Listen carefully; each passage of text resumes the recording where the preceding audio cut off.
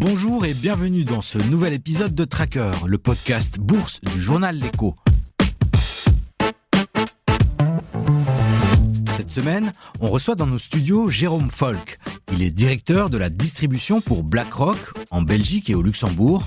BlackRock qui est pour rappel le premier gestionnaire d'actifs au monde et dont les chiffres qu'on décortiquera dans cet épisode donnent une vision très précise des tendances du marché. Avec lui, nous allons analyser les flux financiers du premier trimestre de l'année 2026, un premier trimestre chamboulé par le début de la guerre en Iran. Alors, vers où s'est dirigée l'attention des grands investisseurs ? Quels ont été les mouvements les plus significatifs sur les marchés des actions, des ETF et des obligations ? Et enfin, à quoi s'attendre pour le reste de l'année ? C'est ce que nous allons voir avec notre invité du jour. Je suis Salim Nesba et je vous souhaite la bienvenue dans Tracker.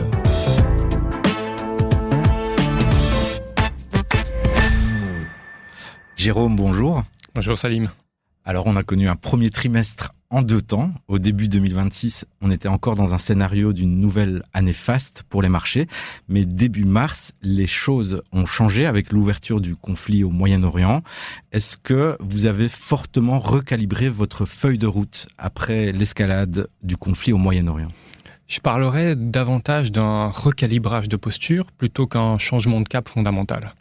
Et pour mettre ça en perspective, je vais partager quelques chiffres du marché et, comme tu l'as dit, en deux temps, janvier-février et puis mars, parce que ça va illustrer assez bien ce qui s'est passé, la réaction des investisseurs dans le marché. Donc si on regarde janvier et février de cette année-ci, les flux validaient ce qui était le scénario de base de l'année dernière, plutôt pro-risque.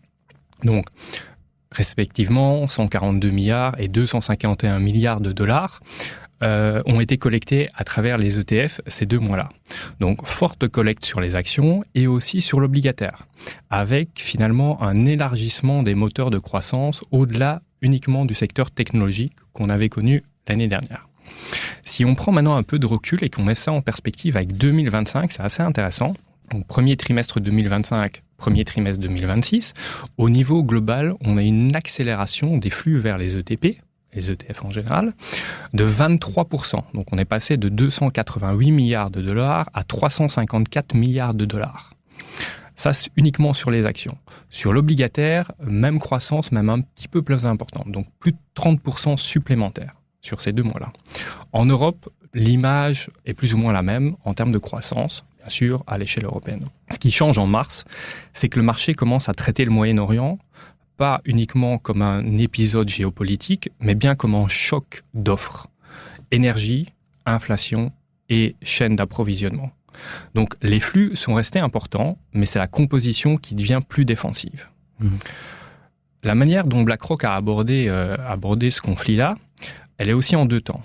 Premier temps, un dérisking tactique dans le courant du mois de mars. Donc on est redevenu, à ce moment-là, neutre sur la partie action.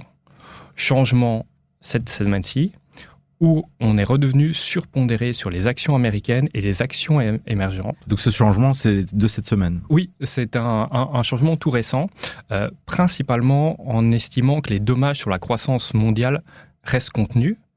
Et ce qui est très important à considérer, c'est que les révisions des bénéfices des entreprises sont restées solides, y compris pendant le conflit. Donc notre lecture du marché est que le cadre reste constructif, mais est très fragile. Donc, autrement dit, c'est pas un marché pour sortir du risque, c'est un marché pour mieux le choisir. Et donc, rester investi en faisant le dos rond. Comment est-ce qu'on gère des épisodes avec autant de volatilité, autant de changements ? Vous, dans vos équipes chez BlackRock, comment est-ce que vous avez géré cette séquence ? Le premier élément qui est crucial, c'est de rapidement avoir reconnu que c'était un choc macro-financier qui est asymétrique.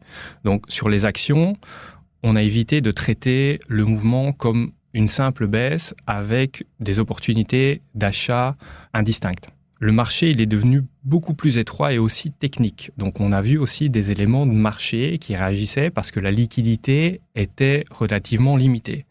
Donc, tout ça impose de rester extrêmement discipliné dans la mise en œuvre de ces idées d'implémentation et aussi sur la concentration du marché. Donc dans ce contexte, les équipes de BlackRock, à travers le BlackRock Investment Institute, ont été sélectionnées ou plutôt privilégiées des bénéfices durables et aussi de la croissance structurelle. Notamment, on parle des mégaforces chez nous. Donc, c'est-à-dire des éléments qui, au-delà des événements à court terme, imposent une refonte de l'énergie sur le long terme. Énergie est plutôt marché financier en général. Donc, notamment, ce qu'on a privilégié, c'est les hyperscalers, les semi-conducteurs, les actifs exposés à l'énergie, aux infrastructures et aussi à la résilience des chaînes d'approvisionnement. Si on regarde maintenant du côté obligataire, on a été attentif au fait que les obligations longues ne jouaient pas automatiquement le rôle décorrélant et défensif. Donc, on a gardé une approche qui était extrêmement prudente, avec une préférence pour le début de la courbe des taux et ce qu'on appelle le belly en anglais. Le ventre, c'est un peu moins francophone, mais donc les obligations jusqu'à 5 et 7 ans. Là où le portage devenait intéressant, et surtout pour éviter un pari macro trop agressif. Les flux du trimestre étaient également en ligne avec ça. Donc ce qu'on a vu, c'est que les investisseurs, en termes obligataires, ont plébiscité au premier trimestre les expositions aux papiers gouvernementaux, aux papiers courts, même monétaires, et aussi aux obligations liées à l'inflation. Et par contre, ont délaissé le risque type high yield. Justement, on le voit en suivant le prix du baril qui reste très élevé. On attend des données macroéconomiques pour voir quel effet ça aura aussi sur l'inflation. Est-ce que tout ça va pousser les investisseurs à anticiper d'autres scénarios, notamment sur les taux des banques centrales ? Le marché a clairement intégré que le choc énergétique lié au conflit, il n'est pas neutre pour l'inflation, ni pour les banques centrales. Donc la lecture de BlackRock, elle est assez claire en la matière. C'est que les anticipations de marché sont devenues plus restrictives que celles qu'on a connues en début d'année, qui était le scénario principal de l'entièreté des maisons d'investissement. Mais pas encore au point de rendre inévitable un nouveau cycle de hausse de taux. On n'y est pas. Donc l'inflation, elle reste assez élevée pour que la Fed revienne rapidement vers son objectif de 2%. Donc ça réduit la marge de manœuvre finalement de la Banque centrale américaine en l'occurrence. Les hausses des prix de l'énergie, elles ne sont pas entièrement déjà matérialisées dans la mesure corps de l'inflation aux États-Unis. Donc, elles continuent de limiter et donc, voilà, ça restreint aussi la possibilité d'assouplissement rapide. D'un autre côté, c'est l'un de nos spécialistes en la matière, Rick Rieder, qui dirige notre plateforme mondiale d'investissement obligataire, qui a souligné qu'il est très important pour lui de distinguer ce qu'il a appelé l'inflation d'offres et l'inflation de demande. Donc ici, on est clairement dans un cas où l'énergie flambe, les ménages américains subissent déjà une augmentation des prix alimentaires, le carburant, et donc relever fortement les taux de la Banque centrale, ça ne va pas apporter une solution, une réponse appropriée aux besoins du marché. Donc oui, il y a de la marge de manœuvre, mais qui est moins importante, mais pas encore pour faire basculer un durcissement. Et donc, dans ces épisodes de choc, une des réactions normales, c'est de plutôt se couvrir, aller vers des actifs plus défensifs. Est-ce que dans votre lecture des flux, vous avez constaté un retour vers des valeurs plus défensives ? Donc, faire la distinction entre l'obligataire et les actions, de l'autre côté. Donc, au niveau obligataire, clairement, positionnement qui est devenu beaucoup plus défensif qu'auparavant. Donc, on a vu des flux privilégié vers le papier gouvernemental, aux alentours de un petit peu moins de 40 milliards de dollars. Le marché type monétaire, donc extrêmement court, très peu de risques et un portage limité. Et les obligations indexées sur l'inflation à cause du choc énergétique qui devrait se traduire par une hausse de l'inflation sur l'entièreté des régions. En revanche, du côté du crédit, là, le high yield a subi des flux négatifs historiquement les plus élevés. Donc, le mois de mars a vu sortir aux alentours de 9 milliards de dollars, le pire mois historique, donc, comme je l'ai mentionné. On a vu aussi une tendance similaire sur le papier crédit, même de qualité. Ce qui est intéressant à mentionner aussi du côté des actions, c'est que le rebasculement vers des secteurs défensifs ne s'est pas exprimé uniquement vers les secteurs refuges classiques. Donc, ce qu'on a vu, c'est que les flux ont été importants vers le secteur de l'énergie, les utilities et tout ce qui est lié à la sécurité d'approvisionnement énergétique. Donc finalement, la résilience a été cherchée de manière beaucoup plus active et thématique. Donc la conclusion par rapport à ça, c'est qu'aujourd'hui, diversifier ne suffit plus. Il faut diversifier, mais utilement.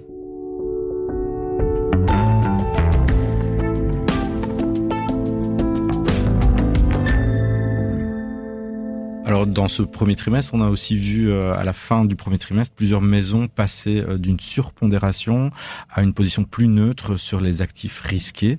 Qu'en est-il chez vous ? Donc chez BlackRock, on s'appuie sur la diversité des équipes de gestion. Donc les stratégies sont différentes. On a des stratégies qui sont régionales, qui sont factorielles, qui sont thématiques, qui sont sectorielles, qui sont fondamentales, qui sont systématiques.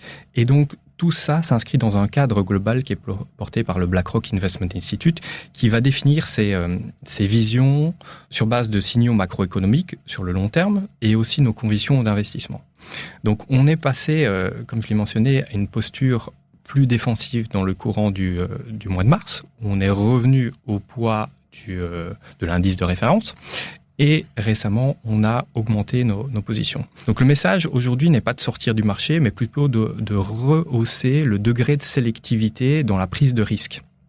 La discipline, c'est vraiment le maître mot ici. Une capacité à réengager du risque quand les fondamentaux, croissance, bénéfice, valorisation, le permettent en ligne avec la vue macro. Et c'est là justement qu'aujourd'hui, on a revu notre positionnement de marché. Donc, on estime que les perturbations du conflit au Moyen-Orient existent et mettront du temps à se résorber, mais leur impact au niveau global reste limité, de l'ordre à 0,2 ou 0,3 points de croissance. C'est un point clé. Donc, les marchés ont corrigé, mais les bénéfices, eux, ont été revus à la hausse. Donc, ça offre des opportunités d'entrée assez intéressantes sur quelques secteurs. Et justement, dans les portefeuilles multi-actifs, quelle a été la principale source de performance et aussi la principale déception lors de ce premier trimestre ? Donc, je vais de nouveau faire l'exercice entre janvier et février et ce qu'on a vu en mars. Donc, le début de trimestre, la surprise positive est davantage venue de l'élargissement des moteurs de performance. Donc, on n'était plus uniquement sur l'intelligence artificielle, on était sur l'Europe, les pays émergents, le secteur des matériaux, le secteur industriel notamment. En mars, clairement, l'énergie. Et plus largement, tous les thèmes liés à la sécurité énergétique et d'approvisionnement. Donc, on a vu que les flux vers le secteur de l'énergie dans les ETF ont atteint des records. Donc, si je prends de nouveau un peu de distance et que je mets 2026 versus 2025, donc en 2025, c'était principalement les sociétés financières au premier trimestre qui ont dominé, suivi ensuite par les industriels. Si on regarde 2026, premier trimestre, les industriels ont pris la tête avant l'avènement du secteur énergétique qui, lui, a dominé clairement le mois de mars. Ce qu'on a vu du côté obligataire, c'est que le crédit risqué a, lui, clairement souffert, avec des sorties qui sont records. Si je peux faire peut-être une petite digression de nouveau vers le secteur des actions, un point intéressant aussi, qui vaut la peine de mentionner, c'est que les secteurs traditionnellement assez défensifs, du type soins de santé et aussi consommation de biens durables, n'ont pas forcément offert la protection à la baisse qu'on attendait. Et on l'a aussi vu aussi dans le marché obligataire de ce point de vue-là. Et au niveau géographique, on sortait d'une année 2025 où il y a eu un rebalancement entre les États-Unis et l'Asie. Est-ce que là aussi, le conflit a changé la donne ? Donc la situation actuelle nous pousse à être beaucoup plus fins dans l'allocation régionale qu'auparavant. Et les flux d'ailleurs l'ont démontré. On a eu un vrai déplacement du centre de gravité d'une année sur l'autre, notamment sur les pays des marchés, sur les pays émergents. Ils sont passés cette année-ci à près de 20 milliards de flux positifs au premier trimestre, alors qu'en 2025, sur la même période, on était aux alentours de 7 milliards. Donc voilà, on parle presque d'un facteur 3, ce qui est significatif. Bien sûr, les flux vers les actions développées restent dominants. Et d'ailleurs, c'est l'intérêt qu'on voit des particuliers. On l'a souligné à plusieurs reprises. L'un des moteurs porteurs de la croissance des ETF, ce sont les investisseurs particuliers. qui maintenant les utilisent comme des outils extrêmement faciles, accessibles, avec des coûts limités, pour avoir une première expérience d'investissement. Du côté des particuliers, les secteurs qui sont privilégiés ou les régions qui sont privilégiées sont toujours celles qui offrent la diversification la plus large, à savoir du MSCI World, du Stock 600, ensuite les marchés développés et potentiellement le S&P 500. Donc là, on a vu une réallocation aussi vers des secteurs qui étaient plus particuliers.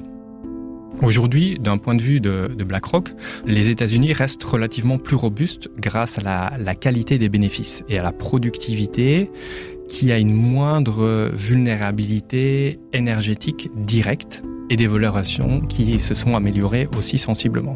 L'Europe et le Japon sont plus sensibles à un choc énergétique qui est durable, ce qui explique une posture qui est plus prudente. Si on repasse sur les pays émergents, il ne faut pas considérer les pays émergents comme un bloc totalement homogène. On va avoir d'un côté les importateurs d'énergie et de l'autre côté les exportateurs de matières premières.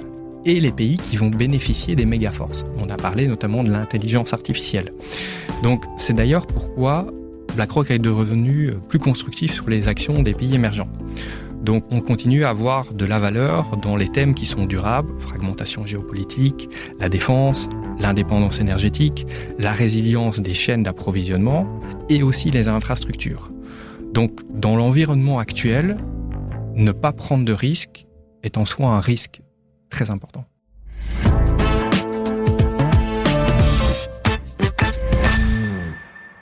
Alors on l'entend, cette belle dynamique des 2 premiers mois de l'année a été fortement ralentie par le conflit au Moyen-Orient, un conflit qui met les prix de l'énergie au sommet des préoccupations des investisseurs. Jérôme, est-ce que ce sera encore le cas pour tout le reste de l'année ? Donc 3 convictions. La première, c'est qu'il faut rester investi, parce que la croissance mondiale est toujours présente et que les bénéfices tiennent globalement plutôt bien, avec une revue à la hausse. On l'a déjà mentionné à quelques reprises. Les flux le montrent aussi. On en a parlé.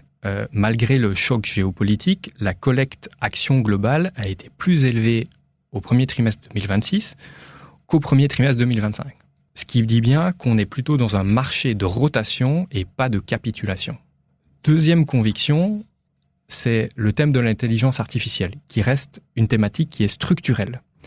Mais elle doit être approchée d'une manière différente, moins concentrée et plus concrète.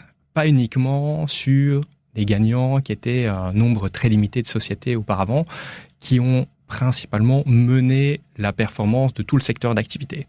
Donc on reste convaincu des hyperscalers, certains semi-conducteurs et l'infrastructure physique autour du thème de l'intelligence artificielle. Ce thème reste central aux États-Unis, mais aussi dans les pays émergents, notamment en Asie, via les producteurs de matériaux pour les hardware. Dernier thème, c'est celui du revenu, qui reste central. Donc on est loin de l'idée qu'il faut aller chercher du portage sans discrimination. Aujourd'hui, il en faut, mais il en faut avec de la qualité. Donc, on va aller privilégier le début de la courbe des taux. On va aller chercher des spreads avec de la qualité et une vraie conscience du risque de duration et de concentration. Et de nouveau, les flux le démontrent au premier trimestre. Et alors pour l'année 2026, le cœur de votre scénario, c'est quoi ? C'est un monde qui absorbe le choc pétrolier temporaire ou cette crainte de stagflation qui se concrétise ? Donc le premier scénario, clairement. Donc celui d'un monde qui va absorber ce choc énergétique, mais qui va être temporaire, non permanent, plutôt que d'une entrée dans une stagflation qui sera durable. L'impact sur la croissance mondiale paraît limité, mais aussi inégal. Donc on parle de 0,2 ou 0,3 points de PIB au niveau global, avec certaines zones géographiques plus exposées que d'autres. Donc la nuance à apporter, c'est que si le choc n'aboutit pas à une stagflation qui va être installée, il va renforcer un régime où l'inflation va rester asymétriquement risquée. Donc la politique monétaire va avoir moins de flexibilité et les marchés vont rester extrêmement sensibles à toutes les nouvelles géopolitiques. Et on le voit au quotidien dans la volatilité des marchés, actions et obligataires. C'est pour ça qu'il faut parler, nous, d'un monde qui est constructif, mais plus fragile. Donc on va privilégier les méga-forces qui sont, elles, des tendances structurelles. Intelligence artificielle, fragmentation géopolitique, besoin d'investissement dans la défense, dans la sécurité énergétique. Et donc, il y a des zones qui sont positionnées de manière plus robuste que d'autres. Et concernant le prix de l'énergie, qu'on scrute plus que jamais actuellement, jusqu'où ils peuvent encore monter avant vraiment de faire dérailler ce scénario central? Chez BlackRock, on se projette jamais sur un target de prix du baril ou de taux de change entre les devises, mais plutôt de l'impact par rapport à la construction du portefeuille. Donc, dans ce cas de figure-là, l'élément à considérer est la construction d'un portefeuille qui va être résilient à différents chocs qui vont se maintenir. Et donc, de nouveau, pour revenir à notre scénario de base, notre lecture du conflit actuel, c'est qu'on se dirige vers un choc qui va être temporaire, non permanent, qui va avoir des impacts sur l'inflation et qui va devoir être protégé. Donc, dans ce cadre-là, des secteurs potentiellement plus défensifs, des obligations liées à l'inflation font du sens dans la construction d'un portefeuille qui va être beaucoup plus résilient, avec des éléments de diversification qui vont être différents de ceux qu'on a connus auparavant. Alors, dernière question, on voit que ces tensions géopolitiques compliquent la lecture macroéconomique de la société.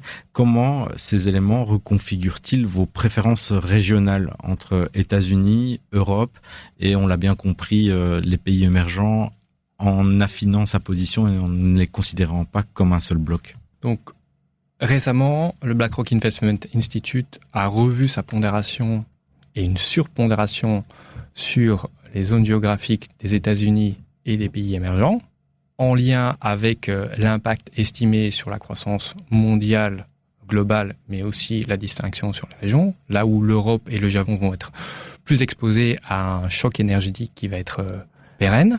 Aussi en lien avec les fondamentaux, à savoir la revue à la hausse des bénéfices des entreprises, notamment liés au thème de l'intelligence artificielle, qui a connu ces dernières semaines et ces derniers mois aussi une revue, un repricing à la baisse. Donc tout ça, en termes de fondamentaux, dans un cadre macroéconomique et géopolitique qui reste fragile, nous permet de nous positionner sur ces deux zones, en tout cas avec plus de confiance que sur le reste du marché. Alors avant de nous quitter, Jérôme, je voulais savoir si tu avais préparé une question que tu peux poser à nos auditeurs et aux membres du groupe Facebook Les Traqueurs de l'écho. J'aimerais demander aux traqueurs de l'écho s'ils pensent que le marché est actuellement trop optimiste. Merci Jérôme pour ta question et ta participation à ce podcast. Si vous souhaitez répondre à Jérôme Folck ou entrer en contact avec nous, rejoignez notre groupe Les Traqueurs de l'écho sur Facebook ou écrivez-nous à l'adresse podcast@leco.be. C'est d'ailleurs ce qu'a fait Alexandre, l'invité du podcast qu'on diffusera la semaine prochaine. Il a eu la malchance de voir son portefeuille crypto se faire dérober par des cyber-arnaqueurs. C'était Louise Pinchard et Salim Nesba pour Tracker, le podcast de l'écho qui suit les nouveaux investisseurs. À la semaine prochaine.